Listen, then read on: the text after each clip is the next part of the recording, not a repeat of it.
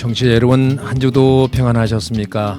여러분께서는 지금 시민의 행복을 디자인하는 방송 공감복지라디오 공감 로그인과 함께하고 계십니다.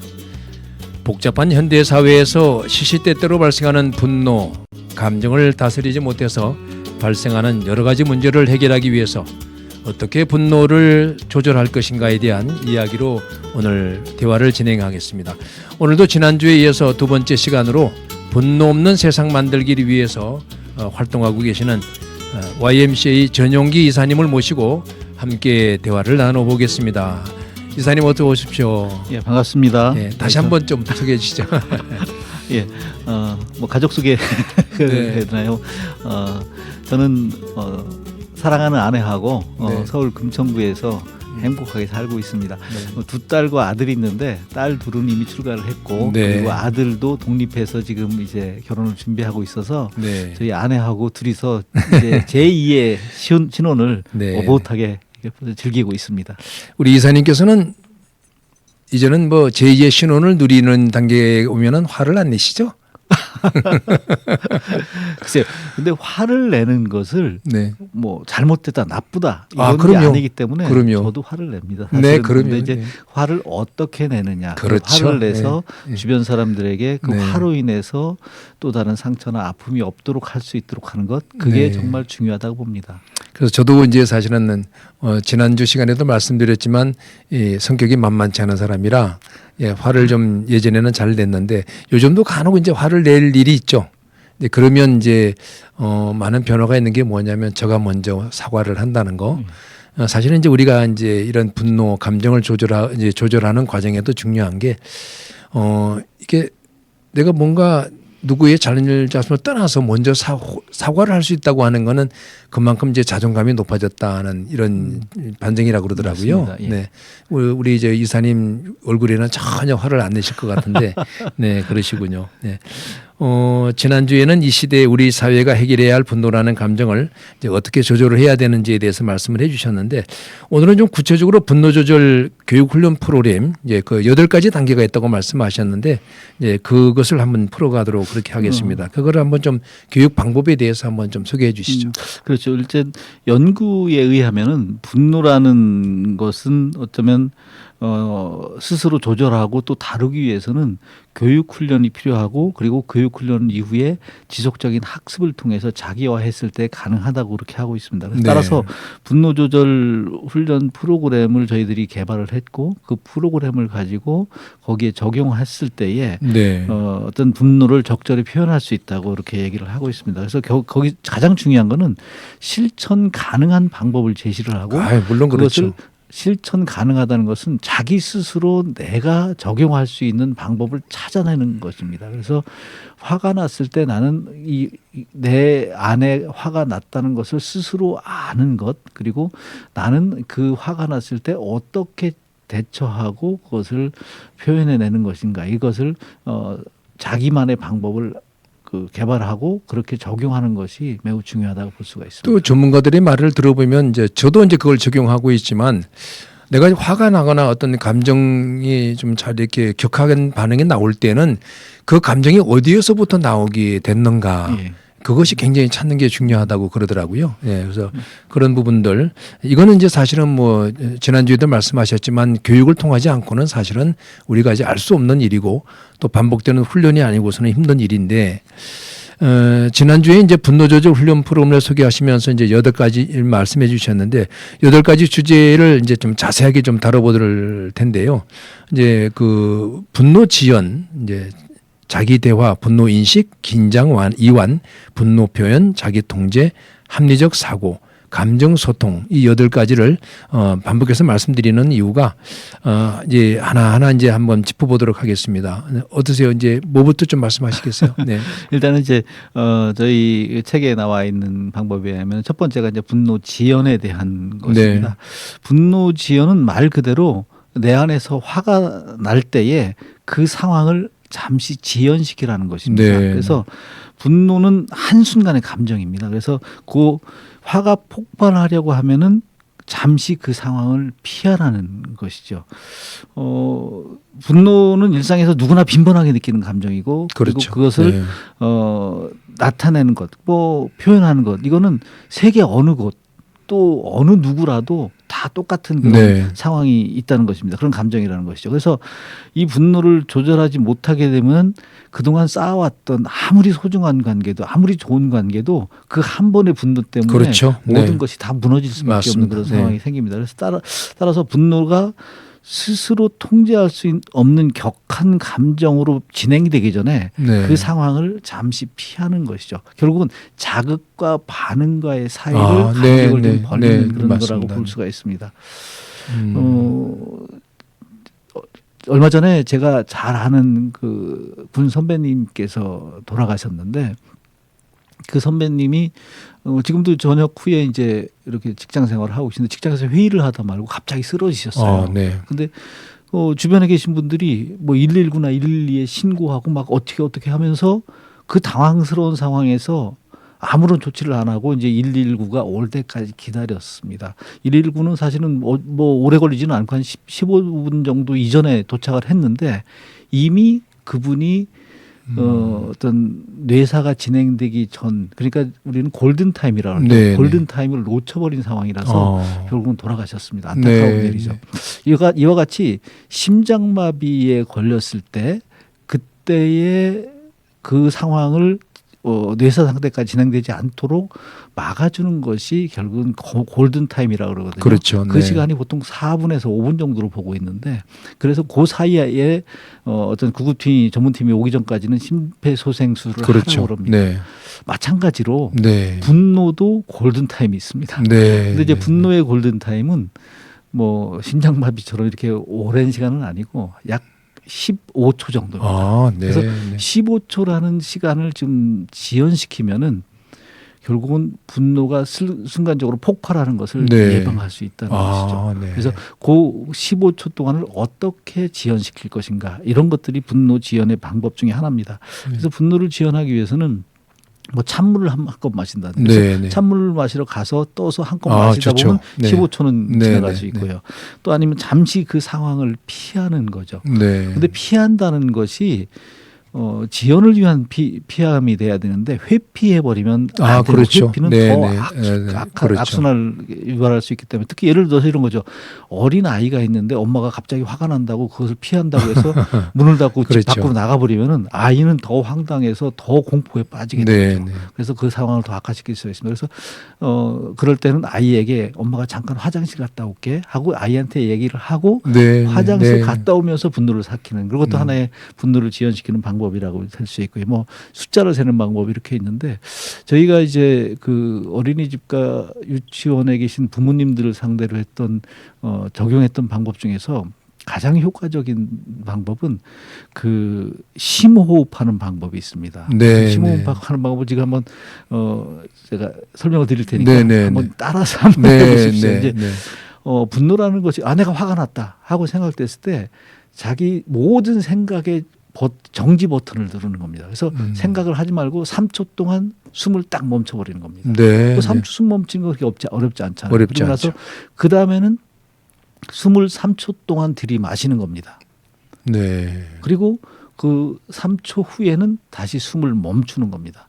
그럼 그렇게 하면 벌써 맨 처음에 정지 버튼 3초, 들이마시는 데 3초, 멈추는 데 3초, 벌써 9초가 지나갔잖아요. 네. 그리고 나서는 이제 서서히 6초 동안 숨을 내쉬는 겁니다. 네. 그러다 보면 벌써 15초가 지나가는 거죠. 그래서 요 15초의 시간을 보면은 네. 앞에 화가 나 있는 그 대상자가 있는 상황에서 자기를 조절하면서 그 상황을 피하지도 않고 있는 상황에서 15초를 관리할 수 있기 때문에 특히 어머니들이 아이들과의 관계에 있어서 이 방법이 매우 효과적이라는 그런 얘기를 하고 있습니다. 벌써 첫 번째 분노 지연만 들어도 이게 상당히 이게 중요할 거라는 생각이 드네요. 그러니까 저도 이제 사실은 지금 말씀하신 호흡법을 많이 사용하고 있거든요. 화가 나거나 좀 어떤 감정이 좀 이렇게 조절이 안 될 때는 저는 이제 해병대 호흡법이라고 했는데 오늘은 이제 이사님이 소개하는 거로 하겠습니다. 저 같은 경우는 7초를 길게 들이쉬고 3초, 4초 쉬었다가 또 또 8초를 내뿜는 그런 호흡을 했는데도 상당히 효과가 있더라고요. 그럼 오늘 이제 이사님 소개한 방법들을 앞으로 하도록 하겠습니다.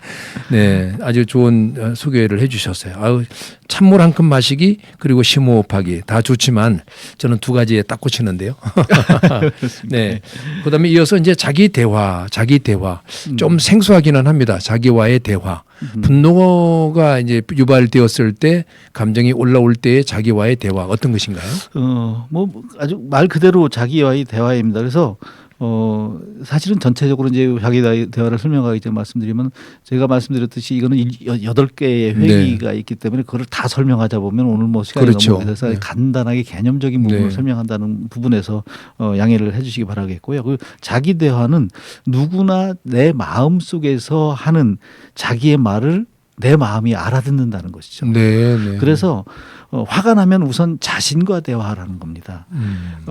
분노가 자녀의 교육 환경에 미치는 영향을 살펴보니까 화를 내는 부모의 자녀는 그렇지 않은 그 부모의 자녀보다 매우 공격적이고 반항적이면서 사회적으로 적응력이 떨어지고 인간관계에 단절이 생긴다고 그럽니다. 그래서 네. 결국은 나중에 성숙하지 못한 성인으로 미성숙한 성인으로 이렇게 자란다는 얘기가 있거든요. 그리고 또한 이 분노는 건강에 좋지 않은 영향을 미친다고 합니다. 네. 신체적인 네, 네. 아마 또 그렇죠. 진행자 중에 그런 말씀을 하셨는데 그래서 신체적으로 그래서 고혈압이라든가 암이라든가 네. 뇌졸중이라든가 뭐 심혈관 질환이라든가 소화 불량, 당뇨병, 두통 등을 유발하게 되고요. 콜레스테롤 수치를 높여서 또 면역력을 떨어지게 하면서 결국은 수명을 단축시키는 네. 그런 요인이 된다고 많은 결과에서 증명하고 있고요. 이런 내용들은 저희가 쓴 그 책 화해라는 책에 보면은 네. 자세하게 소개가 되어 있습니다. 결국은 자기 대화는 어떤 일이나 상황 속에서 자기 자신에게 혼잣말을 한다든가 아니면 네. 머릿속으로 그 말을 되뇌이는 것이라고 생각하면 되겠습니다. 네. 다시 말해서 자기 대화는 자신과 주변에 있는 그런 생각이나 감정, 느낌, 신념 등을 내적으로 소통한다는 것이죠. 앞에 상대방이 있다고 생각을 하고 그렇게 새로운 방향성을 설정해서 대화를 해나가는 것이라고 보면 되겠습니다. 네, 네. 그러니까 이제 예를 들어서 이제 자녀와의 이렇게 문제에서 갈등이 생겼을 때 화가 나면 그 앞에 있는 상대가 자녀가 아니라 다른 사람으로 생각하게 되면 그것도 맞습니다. 조절이 될 수 있잖아요. 예. 네, 그것도 좋은 방법이 되겠네요. 그것도 그런 것이 이제 자기 대화에서 네. 적용하는 기법 중에 3인칭 대화 기법이라고 할 수 있습니다. 그래서 앞에 내 자녀 때문에 내가 화가 났을 때 이 자녀에게 이게 다른 사람이라고 생각을 하고 이야기를 한다든가 그렇죠. 그러면은 네, 아니면은 뭐 내 조절이 되죠. 친구의 자녀라고 생각한다면은 전혀 다르죠. 그렇죠. 그래서 그렇게 하는 방법들 중에 하나라고 생각할 수 있고요. 그리고 또 한 가지는 뭐 어떤 화가 났을 때 내가 어떤 말을 할 것인가, 어떤 행동을 할 것인가를 미리 정해놓는 것입니다. 네, 그래서 네. 그렇게 미리 정해놓는다면은 순간적으로 예측하지 못했던 폭발적인 행동을 하지 않게 되는 것이고요. 네. 또 한 가지는 어떻게 말을 할 것인가에 대한 아니면 스스로의 마법의 주문을 하는 겁니다. 그래서 나는 괜찮은 사람이야. 나는 화를 안 낼 수 있지. 야, 나 침착하자. 아니면 뭐 이런 이 상황은 지나갈 거야. 뭐 이런 네. 스스로 자기에게 자기 마음에게 말을 해주는 거죠. 이게 자기 대화입니다. 네, 그 네. 말을 내가 들을 수 있도록 얘기를 하는 것 이런 것들을 통해서 분노를 조절할 수 있게 되는 것입니다. 네. 아까 또 이제 8가지 말씀 중에서 또 저도 이제 말씀드렸지만 참 중요한 부분 중에 하나가 이제 이 분노를 지금 내가 내고 있다 인식하는 게 참 중요할 것 같은데 보통 보면은 이걸 인식하지 못하고 뭐 습관화되어 있는 아주 고착화되어 있는 그런 부분에 대해서는 이건 정말 뭐 걷잡을 수 없는 이제 그런 갈등이 일어날 수 있는데 분노 인식은 어떤 의미죠? 맞습니다. 뭐 가장 중요한 게 어쩌면은 분노를 인식하는 그렇죠. 것입니다. 자기가 알지 못하면은 그것을 어떻게 대처할지는 뭐 어떻게 뭐 접근 그러니까요. 자체를 할 수 네. 없기 때문에 그렇죠. 그래서 중요한 거는 우리 사람들이 가지고 있는 인간의 감정은 실제로 느끼는 1차 감정과 네. 그리고 그것을 상상적인 자극 때문에 일어나는 2차 감정으로 두 가지로 나눠질 수가 있습니다. 여기서 1차 감정은 걱정이나 불안, 예를 들어서 슬픔이나 이런 것들은 진짜 감정이죠. 우리가 늘 나타나는. 네, 네. 그거는 1차 감정이라고 볼 수 있다면은 분노는 1차 감정이 생성해내는 만들어내는 2차 감정이라고 볼 수 있습니다. 그런데 이 분노라는 2차 감정은 겉으로 드러난 것은 빙산의 일각처럼 아주 적게 보일 수가 있습니다. 그런데 네. 그 내면에 2차 감정이 빙산처럼 뭐 빙산이 보통 보이지 않는 부분이 네, 90% 네. 이상이 된다고 네. 하지 않습니까? 네. 그렇게 더 많은 감정이 그 속에 어. 숨어 있다는 것이죠. 분노인식은 그래서 표현되는 분노보다 내면에 있는 1차 감정까지 알고 그것을 대처하자는 측면에서 접근할 수가 있습니다. 결국은 분노는 인식하는 것만으로도 분노 조절에 도움이 된다는 것이죠. 그래서 네. 자기의 분노를 스스로 인식해야 된다는 것입니다. 그러면 인식을 하고 네, 때로는 그것이 이제 겉으로 드러나는 방법의 문제네요. 그러니까. 예, 맞습니다. 네, 네, 네. 그래서 네. 내 안에서 일어나는 그 감정을 명확하게 알지 못하면 그만큼 처리할 수가 없습니다. 그래서 네, 조절하기는 더 어렵고요. 네. 그렇지만 분노를 인식하면은 분노 조절 또한 매우 쉬워진다고 볼 수가 있습니다. 네. 감정이 스스로 올라오는 것을 본능의 영역이면 내가 그것을 회피하거나 어떻게 억압한다고 해결될 수는 없습니다. 그리고 그렇죠. 오히려 그 감정을 이해하고 잘 다루는 훈련 그것이 네. 더 현명한 방법이라고 볼 수가 있습니다. 따라서 네. 분노를 인식하는 방법은 분노의 그 감정에다가 그 감정에 이름을 붙이는 거죠. 네. 근데 어떤 내 스스로의 이름을 붙이고 아니면 뭐 감정 일기를 써보는 거죠. 네. 그 감정 일기는 어쩌면 가족 같으면은 집안에 나의 현재의 감정 같은 것들을 가족들이 공유할 수 있도록 같이 공개하는 것 이것도 또 좋은 효과를 볼 수가 있고요. 또 문학 작품이나 시를 읽는 것도 하나의 방법입니다. 네. 문학 작품 같은 경우는 특히 이제 인생사를 쓴 대하 소설이라든가 이런 것들을 읽으면 매우 도움이 됩니다. 그리고 영화 관람이라든가 네. 또 한 가지는 분노 온도계를 만들다든가 비의자 기법 등이 있습니다. 이 가운데서 뭐 두 가지만 소개해드린다면은 자신만의 분노 온도계를 만드는 겁니다. 네. 그래서 내가 현재 분노의 어떤 게이지가 어느 정도다, 뭐 100이다, 200이다, 300이다 이것들을 표현함으로써 같이 있는 주변 사람들에게 우리 상대방이 내가 지금 이만큼이 화가 나 있으니 서로 조심할 수 있도록 네, 하는 네, 것들이죠. 네, 그런 네. 것들도 있을 수 있고 비의자 기법이라는 것은 독일의 정신과 의사인 프린츠 펄스가 착안한 방법인데 어떤 감정에 나한테 어떤 감정에 영향을 준 대상을 빈의자에 앉혀 있다는 그런 상상을 하고 그리고 상상 속에서 그 대상과 대화를 하는 것입니다. 그래서 순간적으로 내가 가지고 있던 감정들을 상대방에게 보내주고 그리고 그것이 무엇인지 그리고 그 안에서 1차 감정과 2차 감정을 알아내고 네. 그것을 인식하는 것 이 방법들이 분노 조절에 좋은 도움이 된다고 볼 수가 있습니다. 네, 네. 이제 분노 조절 프로그램 이제 주제인 긴장 이완과 분노 표현 이제 자기 통제 계속 이어질 텐데 이제 좀 긴장 이완 분노 표현 이제 자기 통제 좀 간단하게 말씀해 주시죠. 네. 그러니까요. 네. 예. 긴장 이완은 우리 사람의 일반적인 신체는 긴장과 이완이 양립할 수가 없습니다. 네, 그렇죠. 네, 네. 몸을 막 긴장을 했는데 한쪽이 이완될 수는 없거든요. 네, 네. 그래서 그런데 이제 분노의 감정은 부정적인 감정이기 때문에 분노가 올라오면은 자기가 알지 못하게 스스로 신체적으로 긴장을 하게 됩니다. 그렇죠. 네. 그럴 때 내 안에 분노가 올라오면은 스스로 신체적인 부분을 이완시키라는 겁니다. 그래서 자기의 신체가 이완되면은 그때 분노가 조절될 수 있다는 것이죠. 결국 그렇게 하려면은 화가 날 때 나한테 어떠한 신호가 오는지 어떠한 신체적인 변화가 오는지 이것을 아는 것이 중요합니다. 저 같은 경우는 화가 나면은 저희 아내가 저한테 알려준 건데 당신은 화나면은 마른 기침을 한다는 거예요. 네. 저는 그래서 나중에 보니까 정말 그러더라고요. 그래서 네, 네. 막 어떤 분노의 화의 감정이 올라오면은 목 주변이 간질간질하더라고요. 네. 그래서 제가 그 마른 기침을 하는 것 같아요. 그래서 저는 제가 이제 저희 아내는 그걸 미리부터 알고 제가 마른 기침을 하면 그때부터 조심을 하는. 그런데 어쨌든 그만큼 자기 안에 나타나는 그런 신체적인 어떤 긴장의 모습들을 발견해내는 것 그것도 매우 중요하다고 볼 수가 있습니다. 네, 네. 그리고 분노 표현이라는 것은 어떤 것을 내가 표현하게 되면 특히 감정의 부분은 표현하게 되면 흩어진다는 거죠. 그래서 연해지고 약해질 수 있다는 것입니다. 네. 그런데 이제 그것을 표현해낼 때 안전하게 어떤 누구에게 상처를 주고 아픔을 주지 않도록 그렇게 표현해내는 것이 중요할 수가 있습니다. 앞에서 말씀드렸듯이 분노를 이렇게 막 강하게 표출해내면은 주변 사람들에게 상처를 주게 되고요.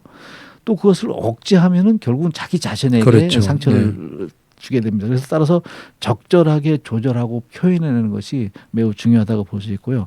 이거는 어떤 면에서는 많은 훈련이 필요합니다. 그러니까 이런 상황까지 이제 그렇죠. 훈련을 반복해야 되는데 이제 분노를 표현하는 방법 중에서 이제 좋은 방법이 적어도 상대방에게 적어도 이제 이게 어떤 분노의 감정이 올라왔을 때 내가 이런 요 감정을 좀 다스리고 있으니까 요런 부분에 대해서는 좀 이렇게 좀 자제해주거나 예. 서로의 어떤 말을 주고받을 때 상호작용이니까 좀 조심해줬으면 좋겠다라고 하는 표현도 상당히 중요할 것 같아요. 네, 맞습니다. 네, 네. 특히 이제 가족들 간에는 그러니까요. 더 그런 경우가 있기 때문에 가족들 간에 그러한 감정을 공유할 수 있는 것은 매우 중요하다고 볼 수 있습니다. 네, 네.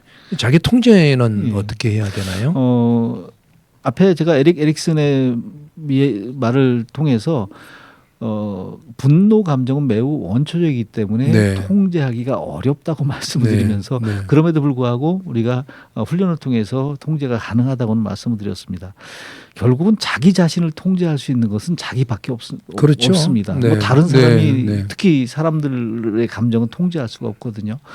부모들은 가끔 착각을 합니다. 우리 자녀는 내가 그 감정까지 통제할 수 있다는 네. 그런 착각을 하고 있어서 아이의 어떤 감정을 뭐 슬픔이나 기쁨이나 이런 분노나 이런 것들도 통제할 수 있다고 생각하는데 그러지 않다는 네. 거죠. 결국은 감정, 그 분노는 스스로 통제할 수밖에 없다는 것이죠. 그래서 통제를 위해서는 화가 내서 도움이 됐던 점과 화를 낸 후에 후회했던 점 네. 이런 것들을 한번 알아보는 거죠. 그래서 분노의 양면성을 알아가는 것 이것이 결국은 자기 스스로를 통제하게 되고요. 분노가 가지고 있는 순기능과 역기능 이런 것들 양면성을 알고 그것을 잘 학습하게 된다면은 분노 조절이 가능하게 된다는 것입니다. 네.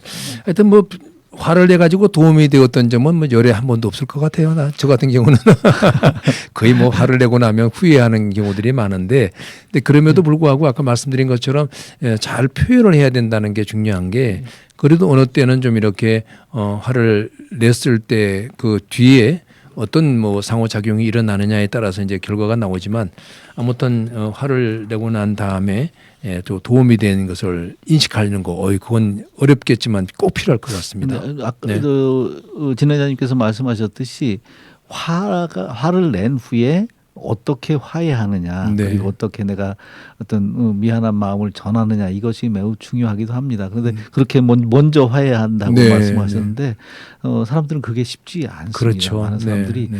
먼저 화해하면 왠지 손해 보는 것 같고 용서하면은 내가 뭐 잘못하는 것을 시인하는 것 같고 그렇죠. 그래서 접근을 못하는 방법들 중에 하나라고 나이 탓도 있는 것 같아요. 이제 나이 먹으니까 이제 제가 먼저 하게 되더라고요. 네, 예. 계속해서 이제 합리적 사고 그리고 마지막 주제인 감정 소통에 대한 말씀도 부탁드리겠습니다. 예. 우리의 뇌는 합리적인 사고와 비합리적 사고 이 두 가지를 다 가지고 있습니다. 그런데 중요한 거는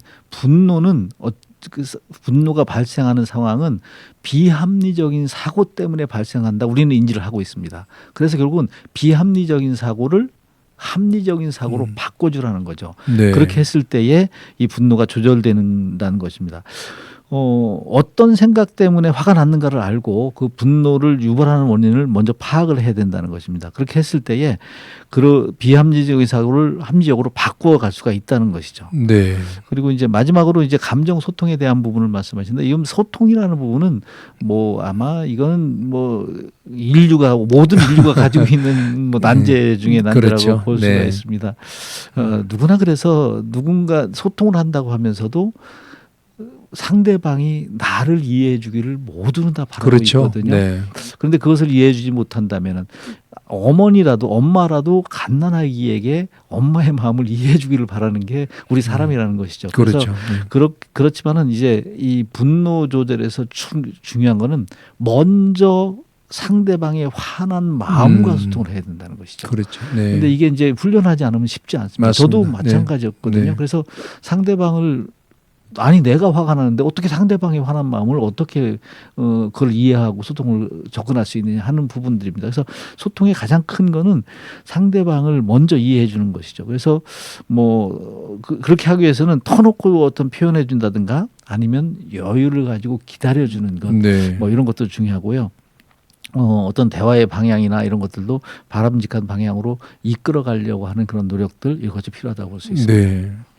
그러니까 이제 저도 이제 많은 훈련을 통해서 이제 그런 경험들을 하고 있지만 이런 어떤 분노가 발생했을 때에 이제 먼저 다가가서 사과를 했을 때 상대방이 또 어떤 그 갈등 사항에 조장이 됐을 때 그 원인을 다시 얘기해 버리면 이게 또 안 되더라고요. 그러니까 누가 먼저가 되었던 간에 먼저 되었던 사과를 했을 때는 그 사과를 같이 일단 받아주고 나도 미안합니다. 나도 잘못했어요. 나도 그 순간에 내 감정 표현이 잘못된 것 같다고 서로 인정할 거 인정하고 그 단계에 머물러야 되는데 맞습니다. 그 분노가 일어났을 때 그 상황을 다시 되짚어 버리면 이게 좀 어렵더라고요. 그래서 이제 항상 저 같은 경우는 어떤 문제가 생기게 되면 먼저 아내가 됐든 제가 됐든 먼저 사과를 하면 서로 일단 받아주고 그리고 또 시간이 지나서 적절한 시간에 환경이 조성이 됐을 때 그때 그런 감정의 서로 나눔이 어디에 문제가 있는지 어디서부터 감정으로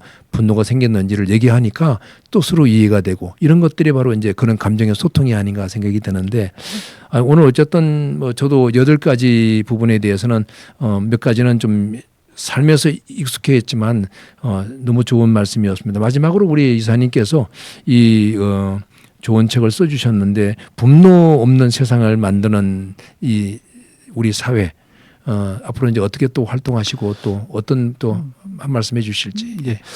저희가 어떤 이런 프로그램도 만들고 그다음에 이제 책도 쓰고 했지만 정말 분노라는 감정은 쉽게 관리하고 조절하고 표현하기가 어렵습니다. 뭐 저도 불쑥불쑥 나오는 그런 분노의 감정들이 있거든요. 누구나 다 마찬가지일 수 있고요. 그렇지만은 그것이 분노라는 것이 순간적으로 표출하고 그리고 다른 사람에게 상처를 준다는 것은 좋지 않은 것이라는 네. 것을 인식을 하고 분노를 바르게 아는 것 이것이 중요하다고 볼 수 있고요. 그리고 이제 저희들은 그러한 활동들을 통해서 결국은 사회에서 뭐 학교나 또 어떤 교육기관이나 또 그 외에라도 어느 곳이라도 뭐 분노 조절 교육이 필요하다고 네. 여기는 곳이 있으면 가서 그런 활동을 계속해서 해나가려고 그러고요. 그래서 그런 활동을 통해서 정말 이 사회가 네. 정말 안전하고 정말 행복하고 또 그리고 누구나 더 서로를 위해주는 그런 건전한 사회가 되기를 바라면서 네. 그런 활동을 지속해 나갈 것입니다. 네, 고맙습니다. 어떤 분노가 없는 사회 너무 이상적인 사회죠. 그러나 분노가 있다 하더라도 그 분노를 얼마나 잘 갈등을 해결하고 봉합해 나가는가의 부분엔 끊임없는 교육과 훈련이 필요할 텐데 우리 이제 전용기 이사님을 통해서 또 성남 YMCA가 교육위원회에서 하고 있는 이런 어떤 분노 조절에 대한 교육 프로그램들이 오늘 제가 모신 목적처럼 전국에 다 이렇게 잘 전파가 되어서 또 이렇게 벤치마킹이 되어서 모든 우리 한국의 교육기관들이 이 분노 조절을 위한 이런 교육과 프로그램을 이어갔으면 좋겠습니다. 오늘 정말 2주 연속 너무 귀한 말씀 대단히 고맙습니다. 감사합니다. 네, 감사합니다. 네.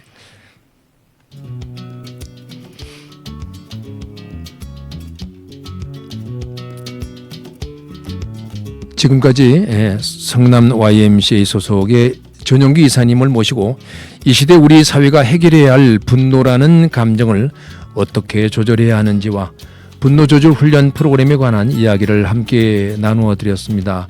2주 연속 귀한 말씀 해주신 우리 이사님께 감사드리고요. 지금까지 여러분께서는 공감 로그인과 함께 해주셨습니다. 다음 주 이 시간까지 여러분 평안하십시오. 고맙습니다.